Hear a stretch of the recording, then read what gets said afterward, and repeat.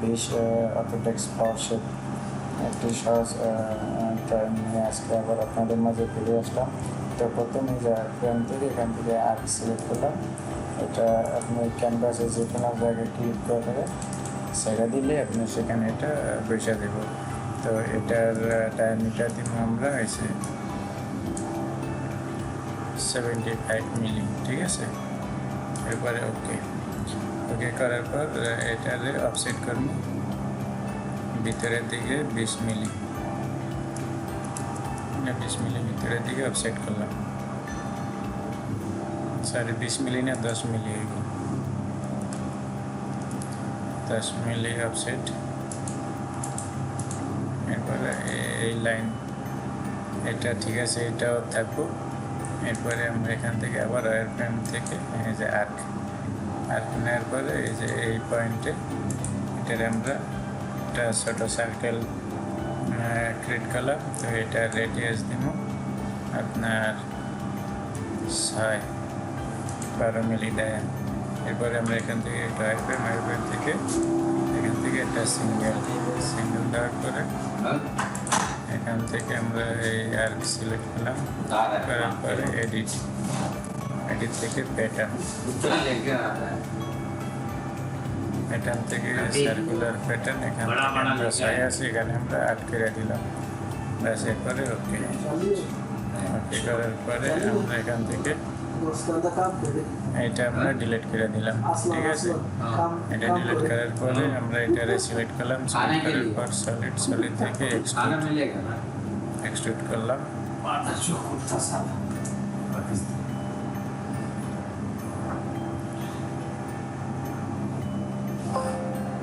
এটা আমাদের এক্সট্রুড হয়েছে আইসোমেট্রিক ভিউ। এরপরে ডাবল ক্লিক করে এটা -15 মিলি থিকনেস 15 মিলি করে দিলাম। এরপরে এখন আমরা এই সার্কেলগুলো সিলেক্ট করব, আমরা যে আর্ক নিয়েছিলাম।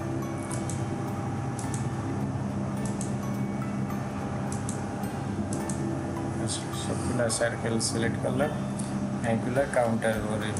এখান থেকে কাট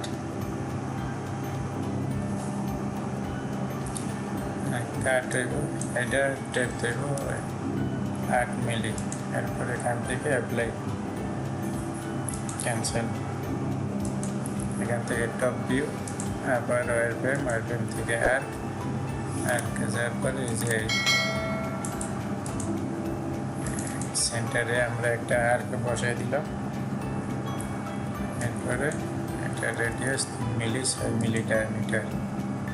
আবার আমরা এই যে এডিট থেকে প্যাটার্ন সার্কুলার প্যাটার্ন এই জায়গায় 8 বাস ওকে। এরপরে আইসোমেট্রিক ভিউ, এরপরে সলিড থেকে কাট নিচের দিকে যেতে আছে, এটা আমরা ধরো। এরপরে অ্যাপ্লাই ওকে, নিচের দিকে হয়ে গেছে। এরপরে এখন আমরা এইটারে সলিড এখান থেকে এক্সট্রুড করার পর এটা হইব 20 মিলি লেন্থ, 50 দেওয়া আছে, এটারে 20 করে ওকে করার পর এখন আমাদের এই যে সাবজেক্ট অবজেক্ট কিন্তু আলাদা আছে, ঠিক আছে, আলাদা পার্ট। এই দুইটা এক করার জন্য আমরা যে কোনো একটা সাবজেক্ট বানিয়ে নিলাম। এটা সিলেক্ট করার পরে যেখানে অ্যাড দেওয়া আছে, এরপরে এই যে প্রাইমারি সিলেকশন, এটা আমার প্রাইমারি আছে। এরপর আমরা এটা সেকেন্ডারি হিসাবে নিলাম। এরপরে ওকে দেওয়ার পর এখন দুটোটা একসাথে সিলেক্ট হয়ে গেছে, ঠিক আছে। এরপরে আমরা এখান থেকে ওয়ার ফ্রেম থেকে এই যে এই সেন্টারে আর একটা আর্ক নিলাম।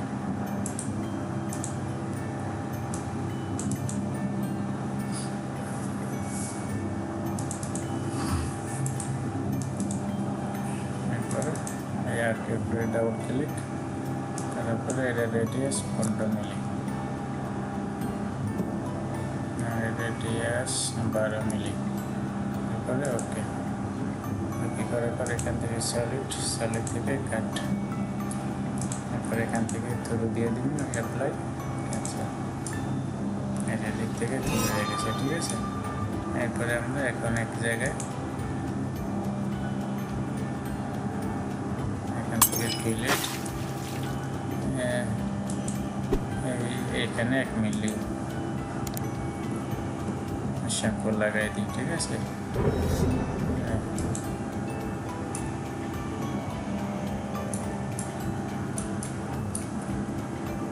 তারপরে আমরা আবার এখানে যদি প্লেটের জায়গায় যে শ্যাম্পু এখানে 1 মিলি আছে 45, এরপরে অ্যাপ্লাই। যেখানে আমরা শ্যাম্পু লাগাই দিলাম 1 মিলির।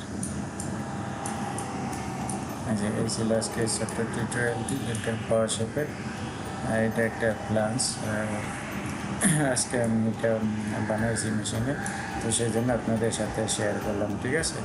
তো ভিডিওটি যদি ভালো লাগে অবশ্যই আমার এই উড়া ধুরা টেক চ্যানেলটি সাবস্ক্রাইব করবেন। এরকম নিত্য নতুন এরকম প্রতিদিন আপনারা এরকম ভিডিও পেতে থাকবেন এই চ্যানেলে। সিএনসি মিলিং মেশিন সম্পর্কে আপনারা যারা এসব কাজ শিখতে চান অথবা যারা এখন এসব কাজ করতেছেন, ড্রয়িংয়ের কাজ যারা এখনও পারেন অথবা শিখতে চান, তাদের জন্য আজকের এই ভিডিওটি ভালো লাগলে অবশ্যই আমার এই চ্যানেলটি সাবস্ক্রাইব করে দেবেন। আল্লাহ হাফিজ।